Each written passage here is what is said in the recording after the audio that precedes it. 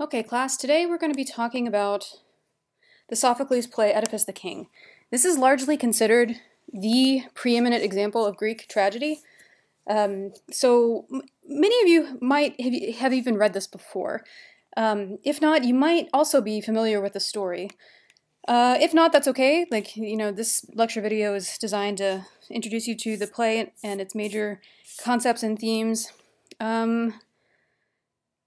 The image I've chosen for the opener here is the theater at Delphi. Delphi is the seat of Apollo and his altar, his most cherished and special place. Delphi features prominently in this play, as it did in our last play, the Eumenides. Anyway, I'll say more in the next slide. So here are my goals for today. We're going to compare the opening of Oedipus the King with that of Aeschylus' Agamemnon. What is the conflict within Thebes? So I'll say more soon. We'll introduce Oedipus through this question. What is he famous for?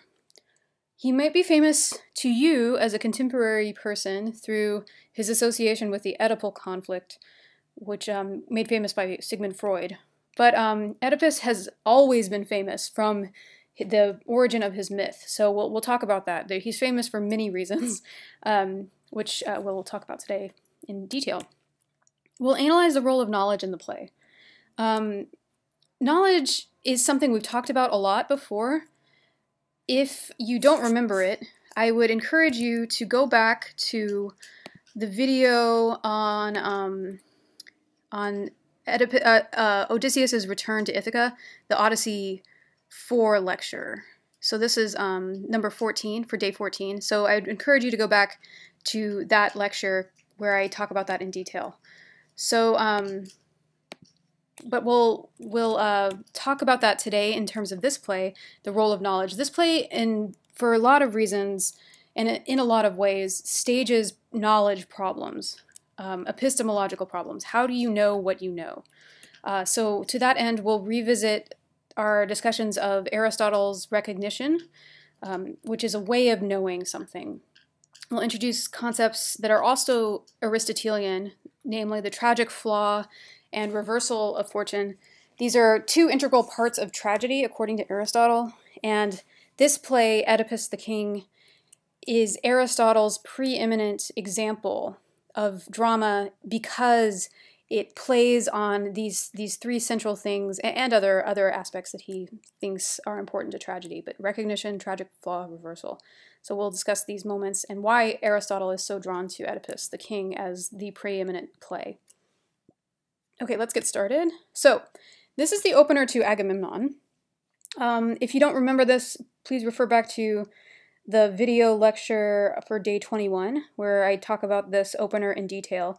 But I'm just emphasizing this because Greek drama typically begins with some sort of messenger figure, in this case a watchman, giving us information that hints at the central conflict of the play. So this watchman, his hints were the fact that there's been a problem based on the fact that the male figure is absent. Agamemnon, the king of Argos, is away at Troy, and meanwhile, while he's at Troy, while the watchman is watching for this signal fire, meaning that the Trojan War is over, there is someone who's taken the place of this man, this king, Agamemnon, and it's namely his wife, or that woman, the woman who's maneuvering around like a man. So this kind of hints at the central problem. You know, what if women occupy the seat of power when men are gone? Like, what might happen there? And meanwhile, it's very terrifying. He can't stay awake. Yeah, so anyway, we talked a lot about this last time, so refer back to that. But this is the sort of convention that, like, a messenger character gives us the news. Let's compare the opener to Oedipus the King. Note that it's not a messenger, it's Oedipus himself who gives us news. Okay, so I'll read this whole thing out before we talk more in detail about its particular specific components and start to analyze them. So here are the stage directions in italics. So this, as I read this, I'm sort of like the narrator, so picture the scene in your head, and then I'll come in as Oedipus and speak. Okay, so many years have passed since Oedipus solved the riddle of the Sphinx and ascended the throne of Thebes. and now a plague has struck the city. A procession of priests enters. Suppliants, broken and despondent, they carry branches wound in wool and lay them on the altar. The doors open, guards assemble. Oedipus comes forward, majestic, but for the telltale limp, and slowly views the condition of his people. "O my children, the new blood of ancient Thebes, why are you here, huddling at my altar, praying before me, your branches wound in wool? Our city reeks with the smoke of burning incense, rings with cries for the healer and wailing for the dead. I thought it wrong, my children, to hear the truth from others, messengers. Here I am myself. You all know me. The world knows my fame. I am Oedipus." Okay, so let's break some stuff down. So first off, in the setting, we're in a city, the city of Thebes. This is a city in Greece that is associated with a kind of rival tradition to the Homeric tradition. The Homeric cycle of the Iliad and the Odyssey was very popular in Greece, but there was also a Theban cycle, which were works of literature associated with this city in Thebes, of Thebes. And this is one of our only existing examples of the sort of Theban cycles. So it's great that we still have it. But so Thebes is a important city. It's also sort of a tragic city. A lot of bad things happen in Thebes. Okay, so we're in Thebes. Oedipus is our king. He's not newly ascended. Let's see, many years have passed since he's become the king of Thebes. We'll talk more about the riddle of the Sphinx in the next slide. That's how he becomes king. But the important thing now, the conflict of this play, is that there's a plague that has struck the city. So kind of similar to the pandemic, you know, some kind of horrible sickness has struck this city. We'll learn more about the sickness in a second, but that's important. Also important is the fact that we're not only in Thebes, but we're before an altar. So we're in a place where, in a time of sickness, people are turning to religion for help. So that's usually pretty bad. You know, usually when you're sick, you turn to a doctor or something like that. But you know, I know the ancient times are a little bit different too. But this is such a bad plague that this whole city is praying. You know, they're like, please help us, you know, gods. Priests are entering before the altar and praying. Okay, other things. What's interesting is instead of thinking about praying at the altar of the gods, Oedipus, his language is interesting. He says, "Why are you here, my children, huddling at my altar, praying before me?" So this should kind of give us some pause here. These children, these priests, are not praying to Oedipus. They're praying to the gods. But Oedipus, as the king, he kind of makes a slip there. He's sort of suggesting that these people are here to pray to him for help. Rather interesting. You know, there are things that a king can do to help a city, but he's not really the same as a god. So that might strike us as a little bit egotistical of Oedipus here. Other things, the world knows my fame. Speaking of egotistical characteristics here, Oedipus's speech really emphasizes himself. Here I am myself, you all know me, the world knows my fame, I am Oedipus. Very braggadocious. He's kind of a braggart. Yes. Okay, I think I'll end it there. Oh, one other thing, like in relation to the last slide. There, it was a watchman telling us the news. Here we have Oedipus himself, the king of Thebes. And he is, in a way, commenting on the tradition of Greek tragedy by saying, I thought it wrong, my children, to hear the truth from others, messengers. Here I am myself, you know, to tell us the truth, presumably. So he's like kind of taking on the role of a messenger, in a way. You might notice also that he's sort of taking on a lot of roles. He's taking on the role of a messenger. He's acting like he might be sort of a god. Maybe he might be doing a little bit too much. He's the king. Maybe he should just accept that and stick to his role. But no, Oedipus wants to do everything. He wants to know everything. Okay, let's keep talking. Okay, so this slide is about his last phrase, the world knows my fame. What is he talking about? What is Oedipus famous for? So you might know his curse. So there's various ways to answer this question. What is he famous for? So in one way, he's famous because he is cursed. He is this man who is incredibly cursed. He's cursed to kill his father and marry his mother. Oedipus himself knows this, that he was born with this curse upon him. He thinks he's outsmarted it, but we learned that that's not really the case. So what does he believe he's famous for? When Oedipus says the world knows my fame, he's probably not referring to this part of his fame, that he's got this curse. No, he's rather proud of himself in that line. The world knows my fame, I am Oedipus. He's famous for these two things, defeating the Sphinx and his limp. Oedipus means swollen foot. So back on the last slide when it was like Oedipus enters majestic but for a telltale limp, that's part of his fame, that he's this man who has ascended to greatness, to the role of a king, even though he's disabled. He's got this limp. In fact, his name Oedipus, refers to the fact that he's got a limp. So we'll learn more about this limp a little bit later, but that's kind of cool, like he's so great of a warrior that even though he's disabled, he's like, capable of doing very epic feats. He also believes he's famous for defeating the Sphinx. In fact, this is the thing that makes him king of Thebes. So we'll say more about that on the next slide. But here, for now, is a vessel where Oedipus is depicted slaying the Sphinx.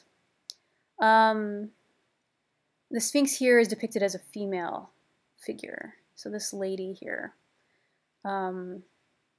Okay, so that's one way of looking at her. She's this kind of female monster. This image emphasizes her femininity more than her monstrous nature. But, oh yeah. Okay, here I'm talking more about the swollen foot. So baby Oedipus was prophesied to kill his father. So what happened, I'm kind of spoiling some stuff for you, but what happened is because their baby was prophesied to kill his father and marry his mother, King Laius, the father of the baby, Queen Jocasta, the mother of the baby, they pierce the baby's ankles, so literally like stab through both ankles of their child, tie his feet together so that he'll die, and they literally expose him out in the wilderness. To expose an infant is to leave them outside with the hope and expectation that they'll die. So it's a way of, it's infanticide, basically. But Oedipus he's amazing. He doesn't die, even though he was left to die. He doesn't. So, okay, we'll say more about that. I'm sort of giving away sort of the ending. But that's the point of the play, that at the beginning of the play, everyone kind of knows the ending. So, okay. He was raised by adopted parents, King Polybus and Queen Merope. So they're the ones, well, actually a shepherd finds him and then gives the baby to this king and queen of a rival city nearby, and they raise Oedipus as their own child. Okay. So at the beginning of the play, Oedipus believes he's avoided the curse. So does Jocasta. So Jocasta, his mother, she believes that she's killed her son, so that there's no way she's going to marry him. There's no way he's going to kill his father. But this is sort of the central kind of irony of the play, that Oedipus believes he's famous for all these great feats of his, but actually neither he nor his parents were able to avoid the thing he's most famous for, which is the fact that he's cursed to kill his father and marry his mother. And so this convoluted scene, this convoluted backstory, is why Oedipus believes he's only famous for his swollen foot and his ability to defeat the Sphinx, but actually he's famous for all this stuff. Okay, so let's talk more about the Sphinx. So this image here of the Sphinx demonstrates her monstrosity a little bit more. So she's this female monster who's kind of like part beast, part female. Here's the riddle of the Sphinx. So this is one of those Greek things where like the author assumes his audience knows the riddle so intimately that he doesn't need to spell it out. But unless you know this play, you might not know the riddle of the Sphinx. So I'm going to give it to you here. This is how Oedipus defeats the Sphinx. The Sphinx has been terrorizing Thebes, killing people, and she says someone can defeat her if they can solve her riddle. So here's her riddle. It's not explicitly referenced. Okay, the riddle. What goes on 4 legs in the morning, 2 legs in the day, 3 legs in the evening. Do you guys know the answer? You might have heard this riddle in other places too, because it's like a very old riddle. The answer is a man. So a man goes by 4 legs in the morning. So this is sort of a metaphor of the human existence. Morning is when you're a baby, during the day is when you're an adult, and during the evening is when you're an old person. So a baby crawls around on 4 legs. When you grow older, you walk on 2, and then when you're very old, you use a cane, so you have 3 legs in a way. So Oedipus is able to answer this question, and by doing so, he defeats the Sphinx. Here's another image representing Oedipus defeating the Sphinx. So here, this female monster, he's kind of making eye contact with her. And we see how monstrous she is by the fact that there's these dead bodies and skeletons hanging around. She's killed many men before Oedipus, but Oedipus heroically defeats her by solving her riddle. Or does he? Is that just ironic? We'll talk more about that. So Oedipus saves Thebes from the Sphinx, and when he does so, he is granted the hand of Jocasta in marriage. So he passes this test, he solves this riddle, and Thebes has been operating without a king. It has a queen, so they marry the victor of the Sphinx to the queen. Great. Great job. Great job, Oedipus. Here, get married to Jocasta. She's very beautiful, I guess. Okay, so actually, what we know, because we know that Oedipus is cursed, we realize that solving the riddle is actually not a good thing. It's a triumph in a way, but it's a triumph that solidifies his curse. By winning, he has already lost. He's fulfilled the prophecy that he's going to marry his own mother. So note, the prophecy is already fulfilled at the start of the play. Oedipus just doesn't know it is.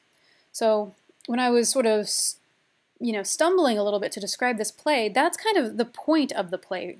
That's a point that Sophocles is staging. He's not staging the action of the Oedipus myth. I mean, that would be pretty exciting, like a man kills his father, like Luke Skywalker or whatever, and then marries his own mother. Like, whoa, that would be pretty exciting, but that's too straightforward. Instead, Sophocles, what he's staging is knowledge, coming to know something, and how dramatic that can be. So that's the sort of conflict of the play, is that the curse has already been fulfilled at the play's beginning, and the drama of the play is that Oedipus is slowly realizing the fact that he's already doomed himself. He's already fulfilled the curse. So we'll talk about this going on. In fact, so I'm sort of suggesting that the structure of the play might be posing this sort of critique of Oedipus. Maybe Oedipus's problem is that he tries too hard to know things, or he assumes he knows things already or something, or he assumes he can know things beyond what fate has in store for him or something like that, So I hope this makes sense, the sort of irony of solving the riddle of the Sphinx. It's the thing that makes him feel smart and capable and triumphant, but it's also the same thing that dooms him.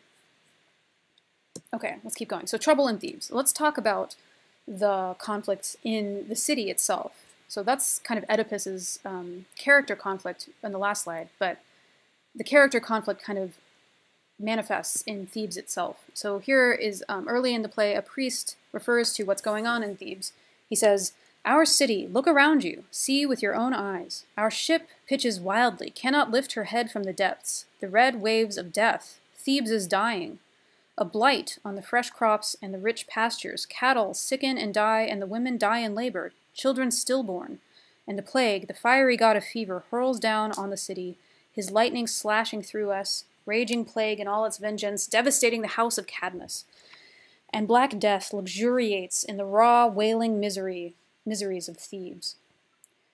Things are bad in Thebes, and I'll draw your attention here. So Thebes is literally dying. What does that mean? Well, a blight on the crops and the rich pastures. So it's an agricultural sickness.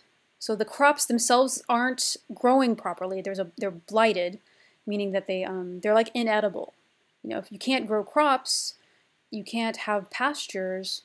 Not only are humans going to be dying because they can't eat the crops, but also the cattle are going to die too because the pastures, the grass isn't growing. So like no one's thriving here. So crops are dying, cattle are dying. What can humans eat? Nothing, it seems.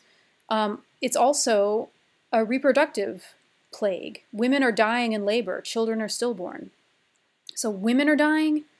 The babies that they die bearing in birth, those babies are dead as well. This is horrible.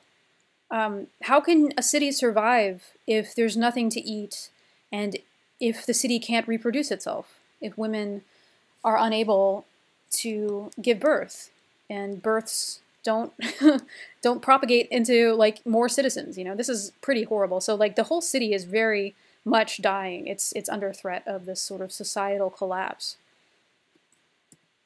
Note as the priest talks, he emphasizes eyes. He's speaking to Oedipus here. Look around you, see with your own eyes.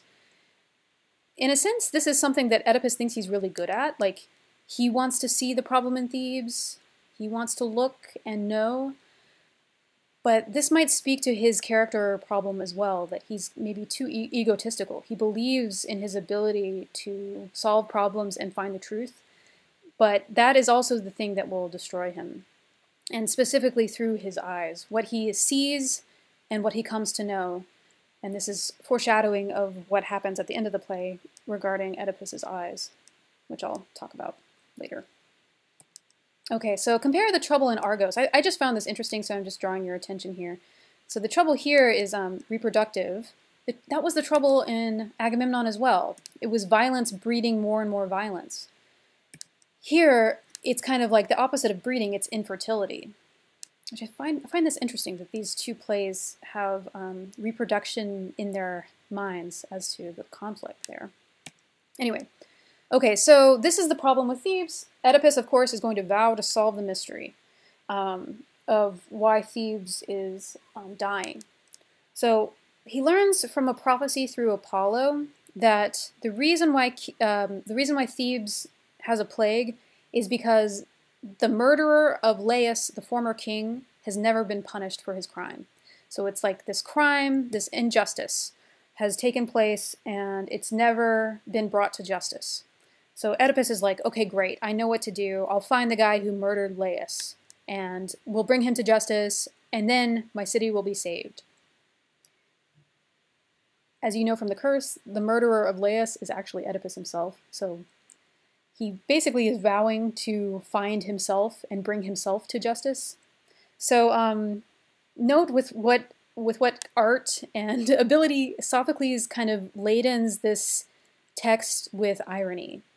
So as the audience, you would have already known Oedipus's myth. You would know that he's talking about himself in these lines. And so when you hear him speak, you'd be like, oh, Oedipus, no, dude, stop, you know.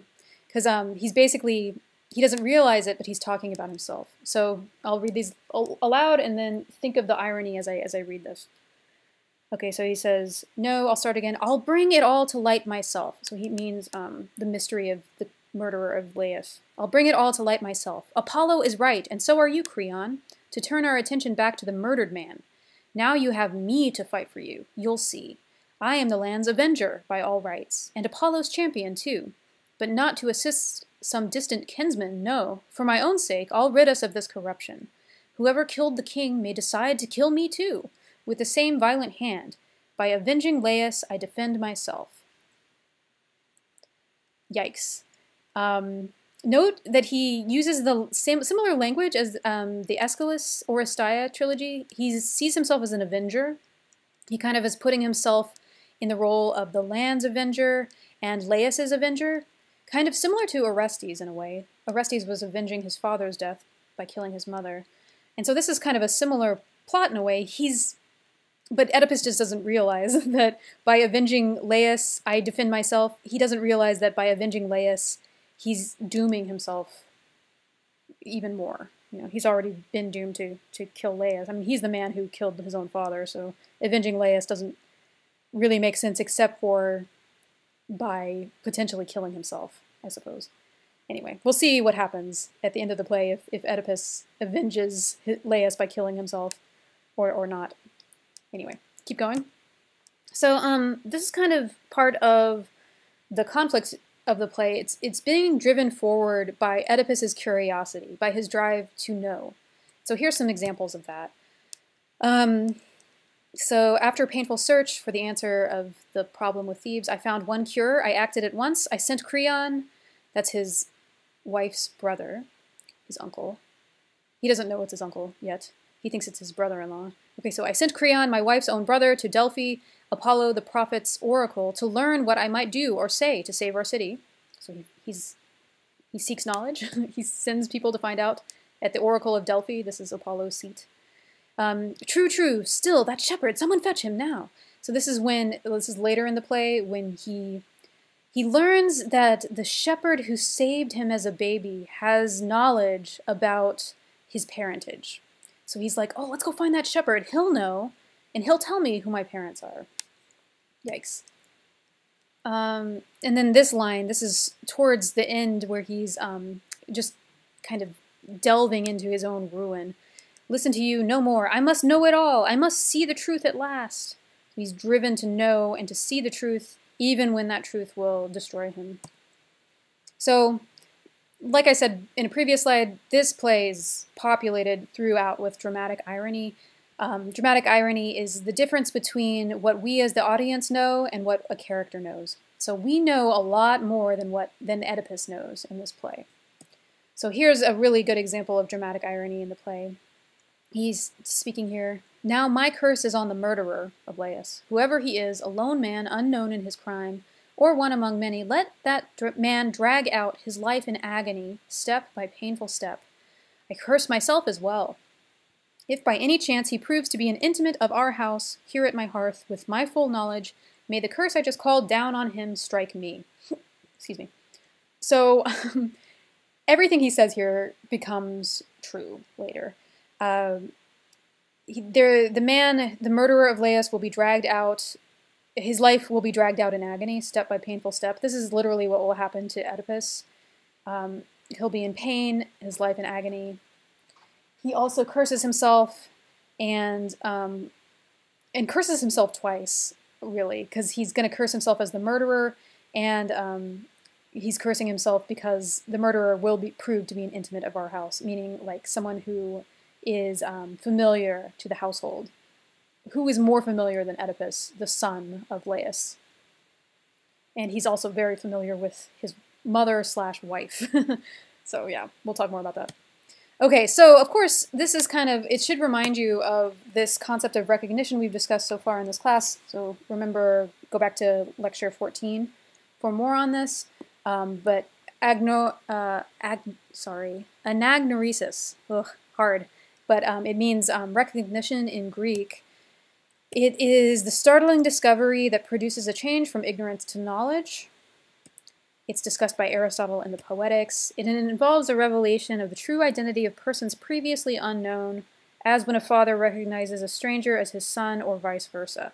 So in this case, our son Oedipus will come to recognize his father through his recognition of the fact that he has killed his own father. So Oedipus stages some very tragic recognition scenes here. Compare Oedipus's tragic recognition to the recognition scenes in the Odyssey. So I really do encourage you to go look back at lecture 14. The recognition scenes in the Odyssey were so positive. They were like a son coming to know his father, a father coming to recognize his son as his own, a wife coming to recognize her husband based on who he was in the past and now who he is before her in the present. These beautiful moments of recognition that are filled with tears, but happy tears. All of that is inverted here in Oedipus, where the recognition scenes are very tragic. And so we'll talk more about these scenes in the coming slides. Okay. So we talked about this with the Odyssey. Telemachus was careful as he answered Athena, "Dear guest, I will be frank with you. My mother says I am his son, but I cannot be sure since no one knows his own begetting." Remember what we said about this. This is a true this is an epistemological truth. No one really knows where they come from. They don't really know their father, the man who sires them, because just because of the dynamics of heterosexual biological reproduction. It's much more easy to know who your mother is, the woman who gave birth to you, because you literally come out of her.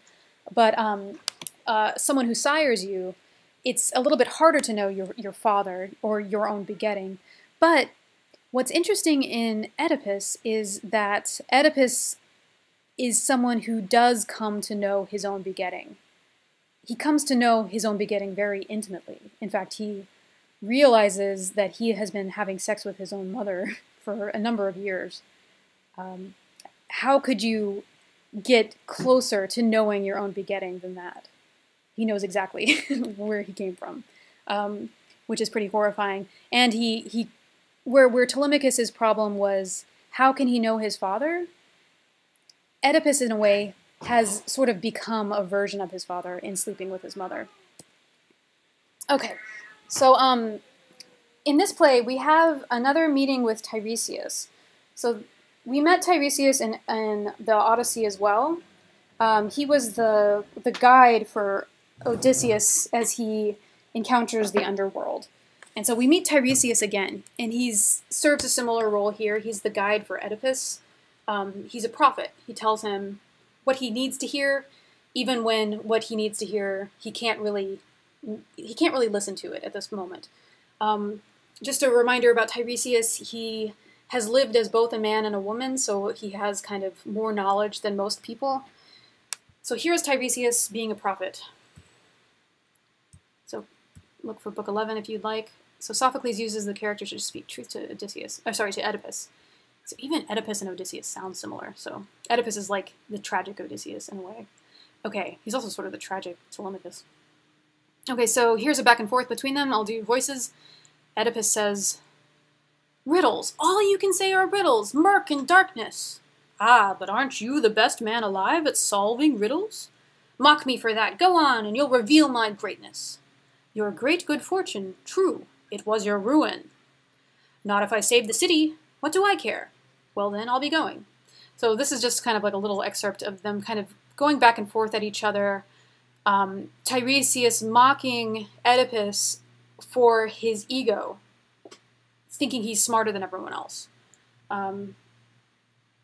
When actually he's really, dumb is the wrong word, but he just is so ignorant of the fact that he's already screwed up. And his ignorance is kind of blinded. He's blinded from his ignorance by his ego, in his belief in his abilities, his intelligence.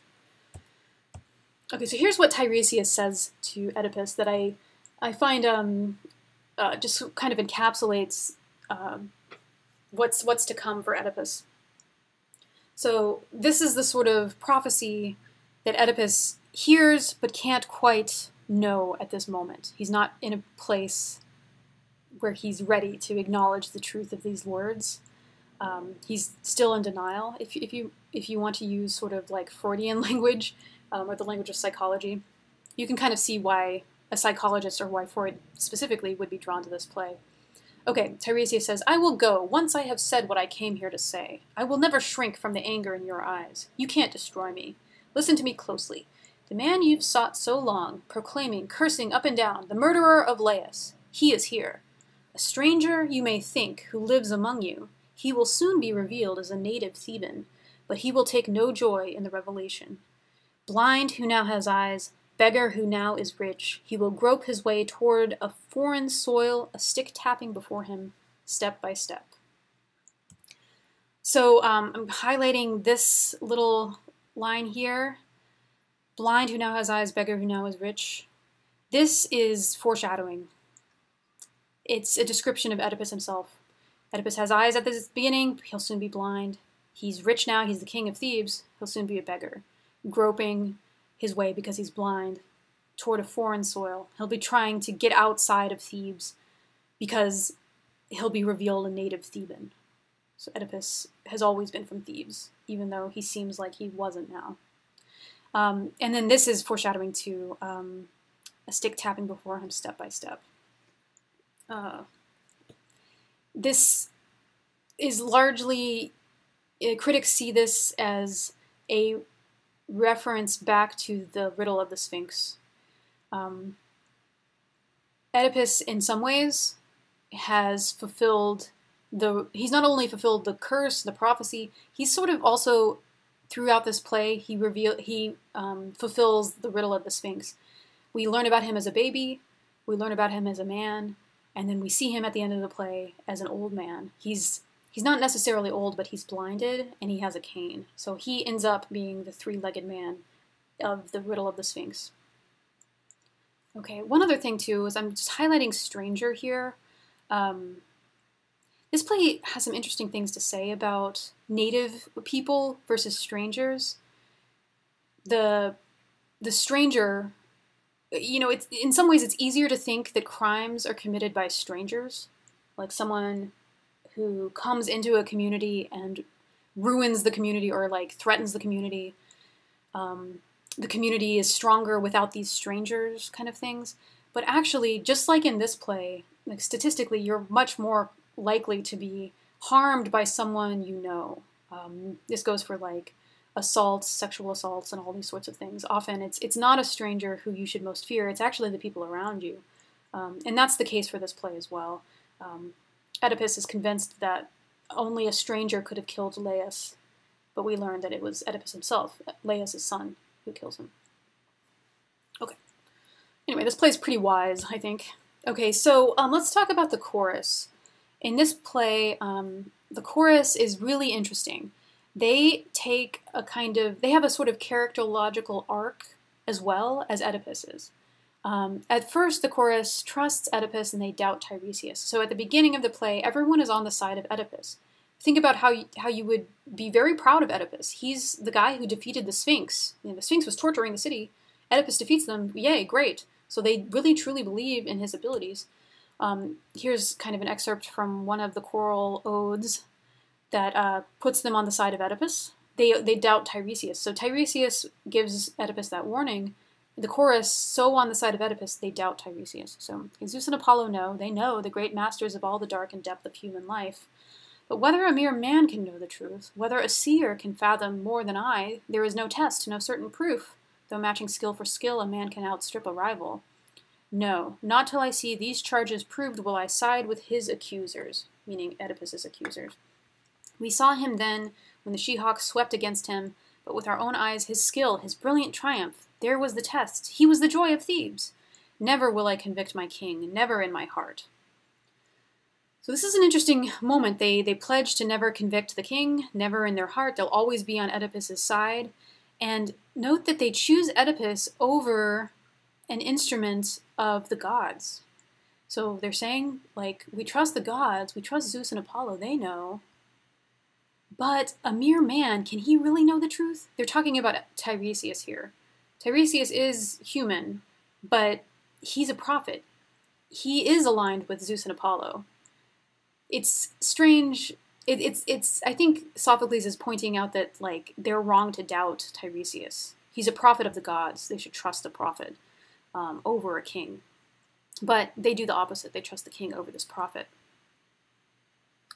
Okay, so this is where the chorus starts off, but they have these moments throughout the play where they, like, come to their own sort of recognition of the truth as well. This is an adaptation of Oedipus that was put on by a South Korean acting troupe in Australia. This is the chorus, what they look like. So I think it's men and women, but they kind of go through the motions of realizing the truth themselves. I just have images. I wish I had seen this or have a version you could view, but I unfortunately don't. But I can show you some stuff to read more about this adaptation. The chorus, we have this moment where, like, this is clearly a visual cue to what happens to Oedipus as a baby. His feet are bound. So maybe the chorus is identifying with Oedipus a little bit. Here's kind of towards the end of the play when they realize the truth. Note that their realization of the truth kind of also involves them stabbing their eyes. They've seen something that they don't want to see, so they kill their eyes, in a way.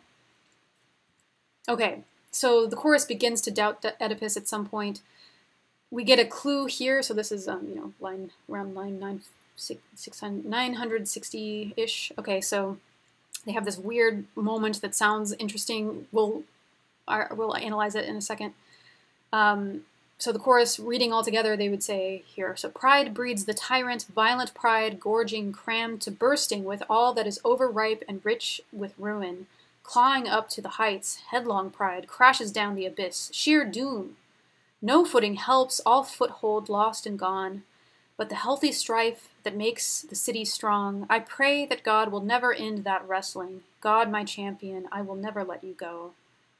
But if any man comes striding high and mighty in all he says and does, no fear of justice, no reverence for the temples of the gods, let a rough doom tear him down, repay his pride, breakneck, ruinous pride. So sometimes this is excerpted because it is a condemnation of the sin or the unvirtue of pride. So you can tell, like, they're not viewing pride as a good thing here. Pride breeds the tyrant, ruinous pride, breakneck, ruinous pride. They condemn proud men who come striding high and mighty in all they say and do, with no fear of justice, no reverence for the gods. You can see here that they're turning on Oedipus. Remember how Oedipus couched himself at the beginning, my children, you're praying at my altars. That was him being very proud, being very high and mighty, lacking reverence for the gods. I mean, he might have revered the gods a little bit, but he certainly revered himself a little bit more. And the chorus is aligning pride with tyranny. So I'll say more about the tyranny in a second. I forgot about this. Pride. This is likely the Greek word hubris. So you might have heard this word before. It's popularized through Aristotle. Hubris roughly translates as pride, but it's a little bit more specific. Hubris is like pride to the detriment of all other things. Yeah, it's like. And in some ways, this kind of hubris might be justified. Usually the heroes of these plays who feel this kind of hubris, they have a real reason to. And same with Oedipus here. He should be proud of himself. I mean, he is amazing. Like, he does defeat the Sphinx and everything. But his utter belief in that pride, that tends to be the thing that turns him from a hero into a tragic figure.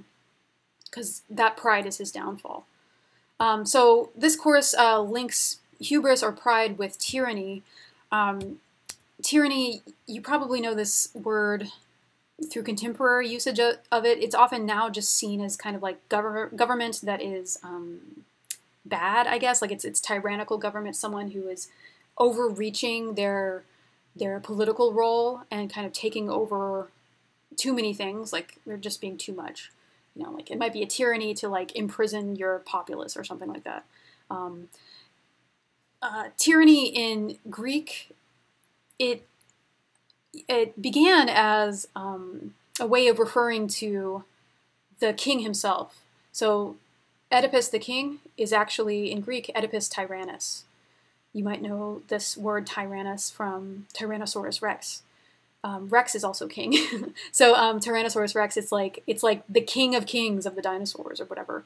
A tyrant, it might just be a king, but it might also be a king who is overreaching his rule. I'm emphasizing this because remember our setting for this play, not just Thebes, but ancient Greece in its democracy phase. I think it's a very strategic move by Sophocles to stage a play where a king runs rampant, like he's too egotistical and too proud. He's staging this play in front of an audience who is invested in democracy. So in this in this speech here, there's sort of an implicit condemnation of monarchy, because monarchs can tend to be tyrants. Like, they don't necessarily become tyrants, but monarchy itself just has a tendency to breed pride and to breed tyranny, to breed irreverence for the gods. And conversely, Sophocles, I think, is suggesting that democracy is the better way of organizing a political system, because it doesn't breed pride and tyranny in the same way, if that makes sense. So this is pretty interesting. I hope you find this interesting. But like the sort of political ramifications of this work of literature are, I think they're in there. It's baked in. Okay, so here's some recognition scenes. So the chorus has them. Oedipus has them too. So there's a lot of these. I just was trying to be schematic about it. So I find these kind of scenes where Oedipus seems to recognize something, and they're kind of like steps towards his ultimate recognition of the fact that he's already fulfilled the curse. So early in the play, he vows to cure the land of Thebes by driving out the murderer of Laius from Thebes. So he doesn't realize he is the murderer yet, but he does recognize that a murderer should be driven out of Thebes. You know, he hadn't known this before. He hadn't known that this was the sort of problem of Thebes, that like there's a murderer who has gone unpunished. So he's like, okay, well, if we find the murderer, he should be punished. Let's drive him out of Thebes. So he recognizes that. So in a way, he is vowing to find and exile himself. He doesn't know that yet, but that is what he's doing. Oedipus curses the murderer of Laius. So he recognizes it, you know, a step further, that like the murderer of Laius should be cursed. So he is cursing himself there. He doesn't realize that part yet, but he knows something. He finally realizes that he is the one who killed Laius. He's the murderer, he's cursed. So what I'm referring to here is he realizes that, this is kind of in the middle of the play, he's like, you know, there was a guy at a crossroads that I murdered. That's right. It's like, you know, I think I did kill Laius, you know. He doesn't really do it exactly like that, but they realize, they learn that Laius was killed at a crossroads. Oedipus has this moment, this light bulb moment. He's like, oh, that's right, I killed a man at a crossroads. Oh my god, I killed Laius. So he kind of realizes he's killed Laius, but he doesn't realize that he's killed his father. Because at this point, when he realizes he killed the previous king, he doesn't know that he is the son of the previous king. So he takes comfort in his own adopted father's death. He's like, okay, he doesn't know, I guess he doesn't know he's adopted. He's like, well, my dad died, Polybus died. I didn't kill my dad, Polybus. He just, like, realizes that he should avoid his mother, Merope. But at this point, he doesn't realize that these guys are his adopted parents, and actually he has killed his biological father. And then this is the big moment when he finally recognizes the truth of everything, that he's killed his father in killing Laius, that he's married his mother in marrying Jocasta. So after learning a shepherd saved him when he was a baby, and learning that the baby was Laius' son, these are the two clues that in his brain he connects, and he realizes. He's like, if this is true and this is true, then this must be true. So, shepherd saved me as a baby. The baby that the shepherd saved was Laius' son. Oh crap, I am Laius' son. So he realizes he has already married his mother. He's already killed his father. So there's kind of this moment. And so if you were the actor at, you know, saying this moment, you would, I don't know how you would play that. It would be a lot, but it's pretty exciting. Compare Jocasta to Penelope. So Jocasta has some recognition scenes probably on her end too. Penelope, so this is from book 23 of the Odyssey. If this is really him, if my Odysseus has come back home, we have our ways to recognize each other through secret signs known only to us two. And here Jocasta has a similar kind of moment. Oedipus, at this point, he hasn't recognized the truth yet. Jocasta seems to recognize the truth, however. Oedipus says, what, give up now? Like, give up my quest now? With a clue like this? Fail to solve the mystery of my birth? Not for all the world. Stop. In the name of God, If you love your own life, call off this search. My suffering is enough. I think at this point, Jocasta seems to know what's going on. She's like, oh, dude, he's going to find out that he's my son. So she's probably pretty freaked out here. She realizes that she's married her own son and had children with him. I'm sure she's going through a lot at this moment. Oedipus, however, is still blissfully ignorant, and notice that she cautions him to stop. You know, if he does stop here, maybe he would have continued to live pretty happy. I suppose Thebes would still be in a plague, but anyway, it's kind of interesting, potentially. Okay, but yeah, so Penelope and Jocasta, these kind of secret signs known only to us two. There's a certain point where the two husband and wife here come to know the secret signs of each other as well as in the Odyssey. Okay, so I'm putting this image back up. This is another version of the painting by Jean-Auguste Dominique Ingres, depicting Oedipus after he solves the riddle of the Sphinx. This one doesn't have the Sphinx's head as much. I like this one because it emphasizes, so in the other image, Oedipus was locking eyes with the Sphinx. Like, when you look at someone, you come to know them in a sort of intimate way. Here he's locking eyes with these breasts that are evocative, probably representative of potentially his mother's breasts. So the woman he thought was his wife, he realizes is his mother. And that's pretty interesting. So pretty horrible. Like, what a horrible recognition to have. So here's Oedipus's recognition scene, according to me. I mean, you might disagree with this, but this is a scene where we can definitely say that Oedipus has recognized something that he wishes he didn't know anymore. So up till now, especially in the Odyssey, recognition has been such a positive thing. It's a way of coming to deeper knowledge. But here in Oedipus, this deeper knowledge is horrifying. It's something that Oedipus wishes he didn't know. But once he knows it, you can't go back. In a way, this is sort of similar to the epistemological problem in the Garden of Eden. Once Adam and Eve come to the knowledge of good and evil, they can't go back. They've sinned, and they need to be kicked out of Eden. They can't remain because they are as gods in knowing good and evil. So anyway, there's a way in which knowledge itself can be damaging, maturing in a way, but also it can just it destroys your innocence. So here's the scene for Oedipus's innocence being destroyed. This is after Jocasta learns the truth. She realizes the truth before Oedipus does. She runs off into their bedroom and kills herself. She hangs herself in a suicide.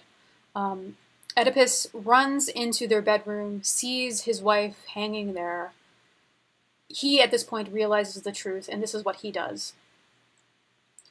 He ripped off her brooches, the long gold pins holding her robes, lifting them high, looking straight up into the points. He digs them down into the sockets of his eyes, crying, you'll see no more the pain I suffered, all the pain I caused. Too long you looked on the ones you should never have seen, blind to the ones you longed to see, to know. Blind from this hour on, blind in the darkness, blind. His voice, like a dirge, rising over and over, raising the pins, raking them down his eyes, and at each stroke blood spurts from the roots, splashing his beard, a swirl of it, nerves and clots, black hail of blood pulsing, gushing down. Yikes. Here is when he's talking, you'll see no more the pain I suffered. He's talking directly to his eyes. He's addressing his own eyes. So this is kind of an interesting moment of recognition, where you like objectify the problem in yourself as a part of yourself. So he's seeing his eyes, the thing that drove him to knowledge, he sees them now as the means of his disaster. So he literally is killing his own eyes. He's digging the points of these brooches into his eyes so that he'll be blind. Here, these lines, I think that they're important because they speak to the last thing that Oedipus sees. He rips off her brooches, the long gold pins holding her robes. So to picture this, so his wife is hanging from a noose. He rips off these kind of jewelry bits. They're pins that hold her robes up. These are the things that would be holding her robes up at the shoulders. So if he rips those off, this means that her breasts are now exposed. So actually the last thing he sees before he kills his eyes like this would be her breasts. It's kind of, you might think I'm just being a little bit gross here, and maybe I am, but I find it interesting that, like, and this image here in the painter as well, like, these would be the last thing he sees. The things that, as a husband, he probably found sexual, you know, breasts are typically, you know, acknowledged as sexy in your partner, if you're into that. The thing he sees as sexy, or saw as sexy, he now realizes are maternal. The images themselves, the object of the breasts, I guess, have changed meaning through his knowledge change. That makes sense. So, yeah. So this is the thing that he's going to have in his mind as he relives this trauma of knowing. Here's like a close-up of that. Okay, so this is a scene of recognition and reversal. According to Aristotle. So this is back to the Aristotelian sort of information. So it's kind of building on it. So in recognition, the startling discovery that produces a change from ignorance to knowledge. Aristotle, in his Poetics, claims that recognition in this way is most effective when paired with a reversal of fortune. So what he means by that is a reversal of fortune is like if someone starts off high, like high class, like a king, for example, they end up low, slowly, like a servant or like a beggar. You can kind of see the opposite of this in the Odyssey. The recognition scenes that Odysseus takes part in, they correspond to his like raising of fortune. He starts off dressed up like a beggar, but then at the end of the Odyssey, he becomes a king again. It was pretty satisfying, I think, as a conclusion. In Oedipus, that trajectory is completely reversed.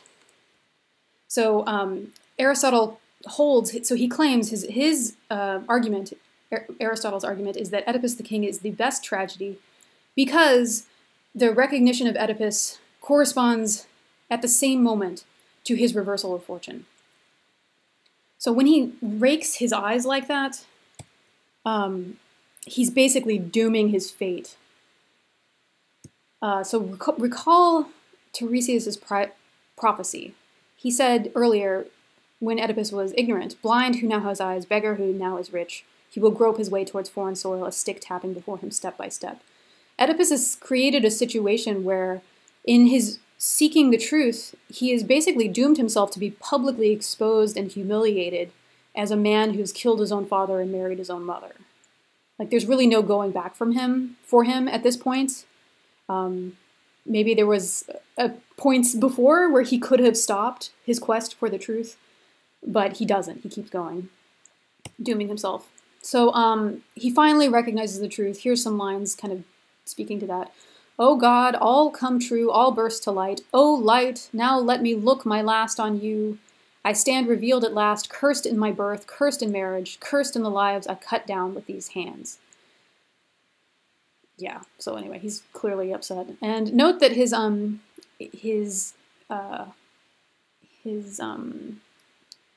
what do you call this? His, like, speech is to light itself. So before he was addressing his eyes, and now it's light himself.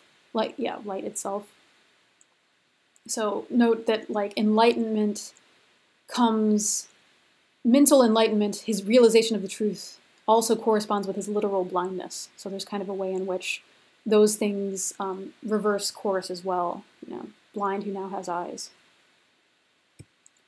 Okay, Also recall that Aristotelian sort of, I think I spoke of this in lecture 21, pity and fear are the most important emotions that Aristotle says are linked to the purpose of tragedy, which is to experience catharsis.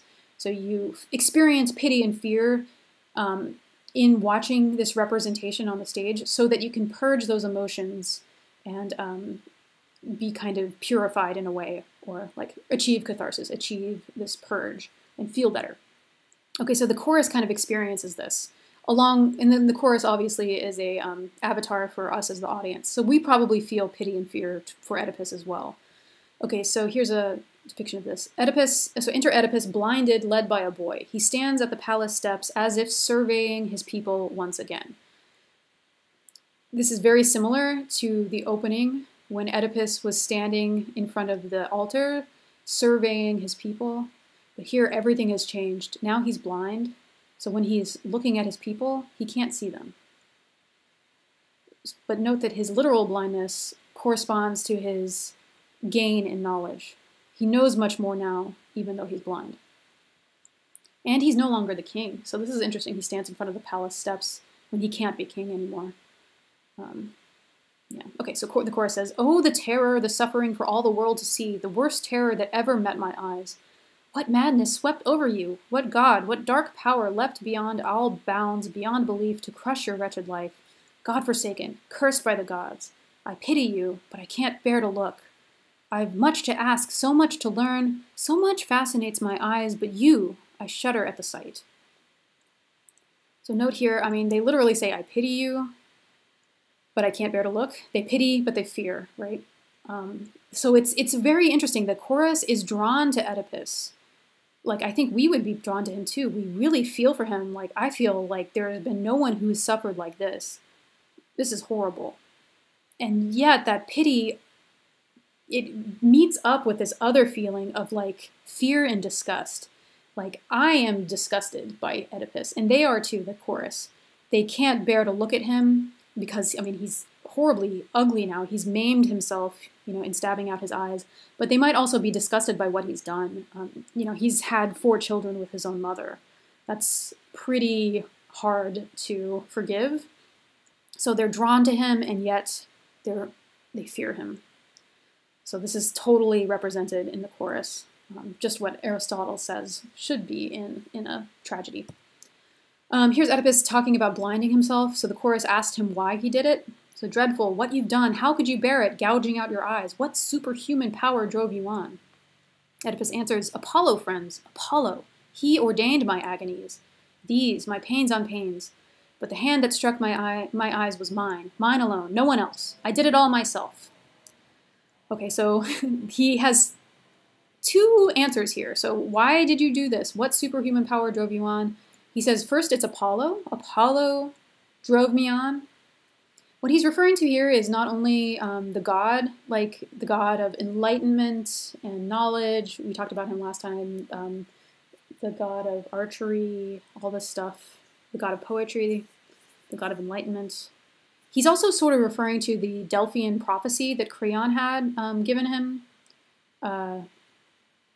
Also, the curse of the original Oedipus baby would have come from Apollo as well. Any sort of prophecy like that, a curse, you know, the curse of Laius and Jocasta is that if they have a child, that child will grow up to kill the father, marry the mother. That, in a way, can stand in for Apollo too, Apollo and this curse. So maybe it's the curse, maybe it's the prophecy, maybe it's Apollo that drove him on. Maybe it's what Apollo represents, which is the quest for knowledge and enlightenment that drew him on. So there's a lot of ways to interpret the meaning of Apollo ordaining his agonies. But then also note that Oedipus claims what drove him on is himself again. So I find this interesting because as much as Oedipus has learned in this play, he still is Oedipus. Remember, one of his opening lines is, "You all know me, I am Oedipus." He sounds rather similar here too. The hand that struck my eyes was mine, mine alone, no one else. I did it myself. Very emphasizing the self here, the ego. And he says later, 20 more lines later, it's mine alone, my destiny, I am Oedipus. So he even has the same line from his opening speech, I am Oedipus. He still seems a little proud of himself. Here is a fun moment. You can picture this staged. Oedipus beckons to the chorus, so he calls them to come closer to him as they shrink away. So pity, fear here too. Closer, it's all right. Touch the man of grief. Don't be afraid. My troubles are mine, and I am the only man alive who can sustain them. Yikes. So he seems very proud of the fact that, you know, I mean, where his ego was rooted in his pride of his abilities, now it seems like his ego is rooted in his pride of his ability to endure. I find this interesting. You know, a lot of people would argue that Oedipus should just kill himself. In fact, that's sort of what we're invited to think throughout the play, that he keeps cursing the murderer of Laius. He keeps, you know, saying that he's going to bring the murderer to justice. We assume that means, like, murder the murderer. But when he's given the opportunity, he doesn't murder himself. He murders his eyes, basically, and he remains alive. Very interesting. I wonder why he doesn't kill himself. So here's some things to kind of note here. Note the freedom that comes with ruin. Sometimes when everyone turns against you, sometimes that's kind of that can be a source of strength. It's like you've already lost, you know, you've lost your reputation. You don't have to care about that stuff anymore. And so you can be very free with being totally ruined or abject, in a way. This is like, you know, if someone has kind of like cashed in on their bad reputation. It's like, well, you guys already hate me. Might as well, you know, do all I can to like make money off of the situation, you know. You know, this is kind of those sorts of things. You probably can think of examples from the real world where that has happened to a person. And then one other thing to note here too is his claim that his troubles are his own and he's the only man alive who can sustain them. I don't know if this is necessarily true. Are his troubles only his? He does have 4 children. Towards the end of the play, we have this moment, Oedipus begging Creon for help. So Oedipus has rendered himself unable to rule. Like, there's no way that Thebes is going to allow Oedipus to continue being the king. He's a murderer, he's incestuous, and he's like blinded himself. He's basically publicly exposed all of his dirty laundry in his family. They're not going to be cool with him continuing to be king. And so Creon, his uncle / brother-in-law, will ascend to the throne, and he'll be the king in our next play, Antigone. Okay, so Oedipus is begging Creon, who is now king, for help. He says, in regards to his children, he says, don't let them go begging, abandoned, women without men. Your own flesh and blood, never bring them down to the level of my pains. Pity them. Look at them, so young, so vulnerable, shorn of everything. You're their only hope. Promise me, noble Creon, touch my hand. Reaching toward Creon, who draws back. So everyone's afraid of Oedipus. Then Oedipus addresses his little daughters directly. You little ones, if you were old enough to understand, there is much I'd tell you. Now, as it is, I'd have you say a prayer. Pray for life, my children. Live where you are free to grow in season. Pray God you find a better life than mine, the father who begot you. Things to note here, Oedipus has 4 children. He has 2 sons named Polynices and Eteocles, and he has 2 daughters, Antigone and Ismene. He has a moment here where he is begging on behalf of his children, but specifically he's begging on behalf of his daughters. So you might ask yourself, why does he not pay attention to his sons? Why is he overly concerned with his daughters? There's legitimate reasons for this. Women without men. It is harder for a woman in Greece to live than a man. But we'll talk next time about the ways in which his over-concern with his daughters and his neglect of his sons might be fulfilling patterns that he himself is guilty of fulfilling, which would be over concern with the female member of his family and under concern with the male. So there is a way in which these Freudian Oedipal conflicts kind of morph onto the next generation. Yeah. Okay. One other thing for next time to kind of to keep in your mind is Sophocles is adding to the tradition established by Aeschylus. I was already sort of inviting you to think of it that way, but the middle play that we won't be reading, Oedipus, he is in exile outside of Thebes, and he's hounded by the Furies. He's hounded by the Eumenides / Furies, who are like hounding him about his blood crimes. Because after all, he has killed his own father. So he's kind of in a similar but very different situation that Orestes found himself in. Orestes killed his own mother. Oedipus kills his own father. So it's kind of a kind of similar parallel plot in a way. So I'm going to end there, but just with a couple of reflection questions just to help guide you as you post your discussion posts. These are questions that I have that remain. You might have others as well. I'm curious what you think is the point where Jocasta knows the truth about Oedipus, namely that it's not just her new husband, but rather it's her son, who she's married to, and who has, impregnated her several times. You might compare this to the Odyssey. At what point does Penelope recognize her husband? Because I think that was an open question there too. What importance are the gods to this play? That might be specifically like, how is Apollo important in this play, or what is the importance of the gods in general? Like, we do have priests and representatives of the gods in this play. We don't have the gods themselves as characters, as we did in Aeschylus.